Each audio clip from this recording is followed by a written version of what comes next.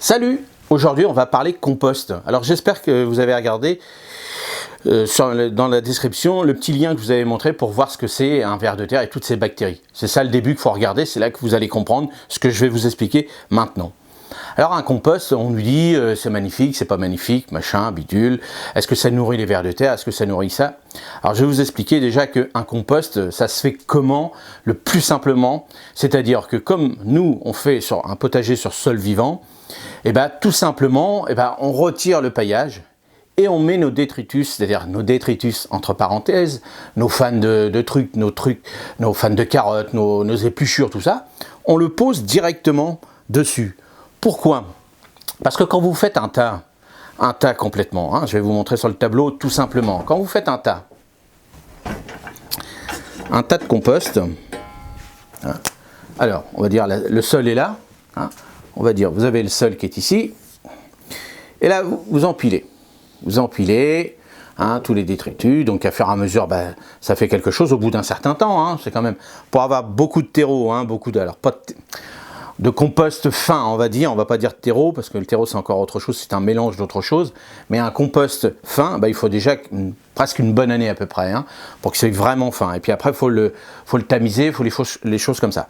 Mais ce qui se passe, alors je vais pas vous rentrer dans les détails. Tout ce qui se passe grosso modo scientifiquement, mais grosso modo il y a des jus. Alors maintenant on utilise ces jus là, mais bon, il y a des jus qui s'en vont dans la partie où vous l'avez mis, hein. Vous voyez, si vous avez mis là, tous ces jus qui fermentent, la fermentation grosso modo elle va là, donc elle alimente cette partie là et non pas votre potager, hein. Potager, verger, jardin d'agrément aussi, hein, parce que le compost se met partout. Et puis il y a plein de choses qui s'évaporent, donc tout ça, donc grosso modo, hein, on va dire, vous perdez une bonne moitié de tous les nutriments, voire plus, de votre tas de compost. Alors, quand on n'a pas trop, ou on fait trop de compost, déjà il faudrait l'enfermer avec un petit plastique hermétique, mais il ne faut pas oublier qu'il faut qu'il reste humide pour qu'il se décompose. Hein, il faudrait carrément aussi là récupérer ces jus-là qu'on pourrait récupérer, hein, dans une petite rigole ou on va dire dans une bouteille.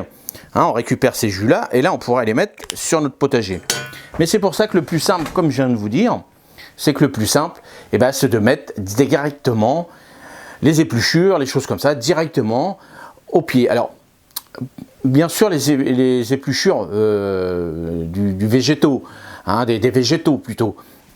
Puisque si vous mettez par exemple, faut savoir que plus ça pue, plus c'est azoté. Donc, si vous mettez de la viande, des choses comme ça pue, c'est horrible, c'est parce que c'est azoté, ça va puer, mais c'est bon aussi pour le potager, hein.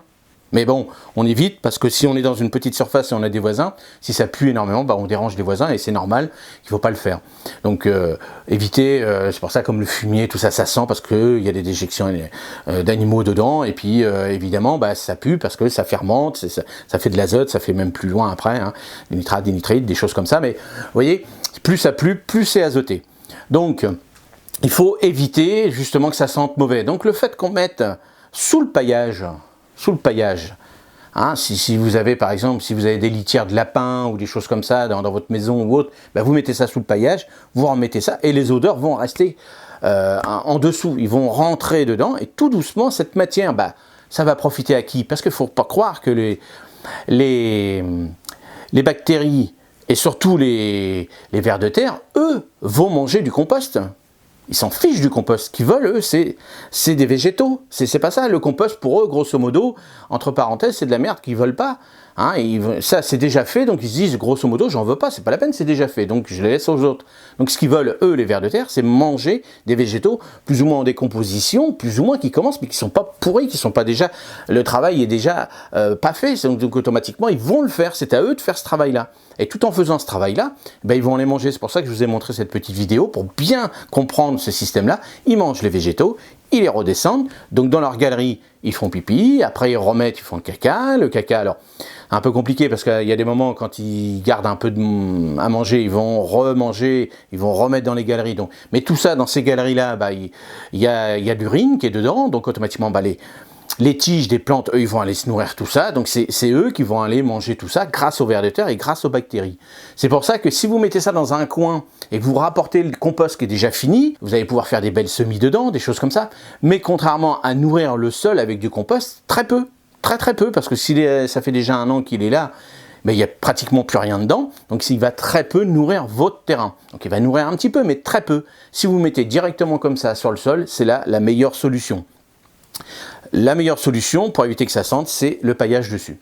Voilà ce que je voulais vous dire pour le compost. Alors je sais que je vais avoir des commentaires dessus, parce que comment on fait, si on n'a pas machin, si on a acheté des boîtes, des trucs comme ça.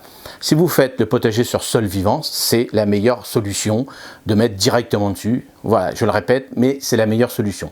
Alors laissez-moi les commentaires si vous avez des choses à dire sur le compost, comment vous faites, comment vous faites pas, comment est-ce que ça marche, est-ce que ça marche pas. Allez-y. Je vous remets dans la description cette petite vidéo pour bien comprendre le système des vers de terre et qui font tout ça avec toutes les bactéries qui vont dégrader la matière. Là ils avaient mis des poivrons, c'est ce que j'avais vu plus ou moins. Donc ces poivrons là, vous allez voir à une vitesse folle, hop, puis vous allez voir que la différence de couleur des terres change. Ça, voilà, c'est ce qui se passe dans votre sol, mais pas tout de suite, hein. Eux ils ont fait dans un environnement favorable. Vous, dans votre sol, s'il est déjà dégradé, ça se fait en 2-3 ans. Vous allez récupérer tout ce mode de culture avec ces vers de terre. Au bout de 2-3 ans, si vous mettez du BRF, tout ça, vous allez avoir les champignons qui vont arriver. Donc tout ça, ça va bien. Les champignons, ça va arriver rapidement, mais pour recréer quelque chose, il faut être patient. Donc vous allez faire des échecs, mais c'est pas grave. C'est ça le plus important, c'est que vous le faites. Hein, vous arrêtez de mettre des produits chimiques et puis essayez de concentrer. Grosso modo, quand on fait quelque chose pour améliorer le sol, si vous ne savez pas trop, c'est simple, il ne faut pas en mettre de trop. Hein, si vous mettez trop de ça, trop de ci, trop de ça, trop de carbone, trop d'azote, trop de machin, non. Si vous ne savez pas, vous mettez, on va dire, 1 kg de ci, 1 kg de ça, 1 kg de ci, 1 kg de ça. Alors bien sûr, ne mettez pas 1 kg d'engrais chimiques, ça il ne faut pas en mettre. Mais je parle bien, par exemple, si vous ne savez pas de trop, vous vous dites, j'ai un peu de fumier, je ne sais pas trop, avec le BRF et tout, je fais moitié-moitié, j'ai besoin d'azote, l'azote c'est du truc vert, je vais en mettre aussi une moitié par exemple, comme ça fait 3, hop, plus la paille, on divise par 4, ça fait 25% chacun, et vous remettez votre paillage dessus. Avec ça, en règle générale, vous ne perturbez pas le sol avec des grosses quantités. Hein, donc c'est comme ça qu'il faut réfléchir. Alors après, c'est plus détaillé, hein, faut mettre plus de BRF par rapport au sol, des trucs comme ça, mais pour l'instant, si vous faites bien ça, c'est déjà bien. Donc vous voyez, le compost, faites attention, ne perdez pas toute votre matière dans un coin, c'est dommage, vous perdez tout ce qu'il faut, mettez-le tout de suite dans votre potager ou dans votre jardin d'agrément ou au pied des arbres fruitiers, comme ça, et toujours un paillage dessus. Allez, j'espère que ça vous a plu, et puis à mardi prochain pour d'autres aventures et d'autres belles vidéos, et surtout protégez-vous pour ce satané virus. Salut, à mardi.